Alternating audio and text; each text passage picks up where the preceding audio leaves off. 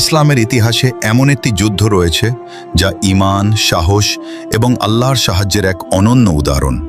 এই যুদ্ধটি হল বদরের যুদ্ধ, যা সংঘটিত হয়েছিল 17ই রমজান 2 হিজরিতে। সেই সময় মক্কার কুরাইশরা মুসলমানদের উপর অত্যাচার চালাচ্ছিল। মুসলমানরা মদিনায় হিজরত করার পরও কুরাইশরা তাদের বিরুদ্ধে যুদ্ধের প্রস্তুতি নিতে থাকে। অবশেষে বদর নামক স্থানে 2 বাহিনী মুখোমুখি হয়। মুসলিম বাহিনীর সংখ্যা ছিল মাত্র 313 জন। তাদের কাছে ছিল খুব কম অস্ত্র এবং মাত্র কয়েকটি ঘোড়া, কিন্তু তাদের সবচেয়ে বড় শক্তি ছিল তাদের অটল ঈমান এবং আল্লাহর ওপর পূর্ণ ভরসা। অন্যদিকে কুরাইশ বাহিনী ছিল প্রায় 1000 জন সৈন্য নিয়ে। তাদের অস্ত্র ও যুদ্ধের প্রস্তুতি ছিল অনেক শক্তিশালী। এই কঠিন পরিস্থিতিতে রাসূলুল্লাহ সাল্লাল্লাহু আলাইহি ওয়াসাল্লাম আল্লাহর কাছে দোয়া করেন।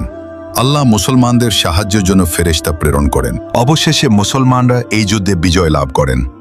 বদরের যুদ্ধ আমাদের শেখায়, সংখ্যা বা শক্তি নয়, সত্যিকারের জয় আসে ঈমান এবং আল্লাহর সাহায্যে।